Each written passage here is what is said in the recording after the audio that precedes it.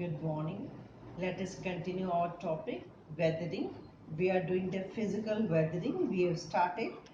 Exfoliation we have completed. The nature of rock also we have completed. Now the third thing is a structure of a rock. Structure of a rock means the rock having a layer, one layer, two layer.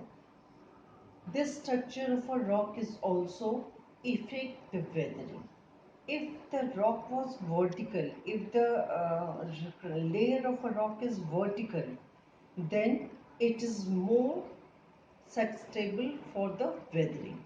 And if it is a horizontal, it having a less capacity for the weathering. It is because if it is having the layer like that, the wind will enter, the water will enter. So they broke very easily, they remove very easily. Now next topic is frost. In the cooler region, if the rock having a crack in it, in the cooler area what happened during the daytime or when the rainfall occurs, this crack develop the water in it. At night what happened? This water freezes, and when the water is freezing, the volume of water increases, and when the gap was limited, they push this crack, they widen this crack, and slowly and gradually what happened? The crack becomes deeper, deeper, and wider, and finally the rocks breaks. So the frost is another important factor for the physical weathering. Fifth point is the wind. Whenever the crack having the wind enters in this crack, wind also carries a dust particle in it, moisture in it, and when the dust particles move in the crack, what happens? They break down the rocks in between.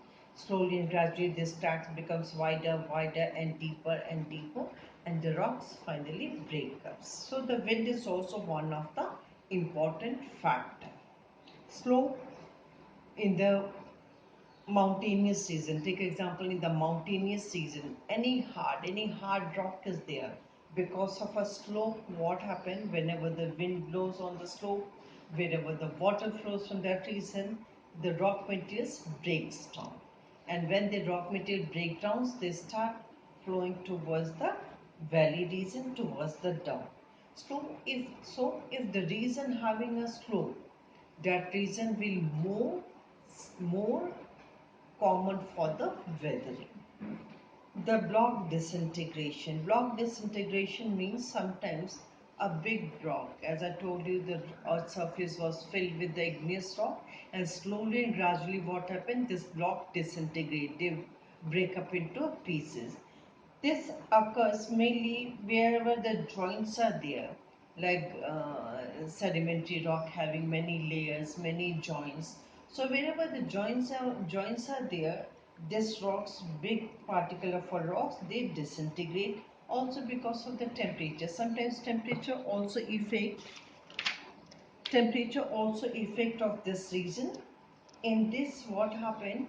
Temperature, as I told you, during the daytime, during the nighttime, temperature increases or decreases, and because of that, the big blocks of a rock, they break down into small pieces, and further it becomes smaller and becomes a soil. The third topic is a granular disintegration. In this process, the physical or mechanical weathering is due to the repeated heating and cooling as a result of a temperature changes. The rock are usually composed of the different type of minerals. The rock consists of many minerals. Like if you take a rock, it having very common mineral. If you see salt is there, the limestone is there. This type of a mineral, the rock is composed of all type of minerals. Now, this limestone, this salt, very easily dissolve in the water. Whenever the rainfall occurs, they dissolve and they move. When they move between from the rock, they makes a gap in between the rock, or we can say it makes a crack between the rock, and because of that what happens, the rock becomes weaker and they disintegrates. That is known as a granular disintegration of a rock. So this is all about the physical weathering. The physical weathering mainly occurs because of the climatic conditions of our atmosphere, the temperature, the pressure, rainfall, and so on. So the factor which affect because of the outermost atmosphere, it is known as a physical weathering. It is also known as a mechanical weathering. Now next topic is chemical weathering. We will do in the next session. Thank you.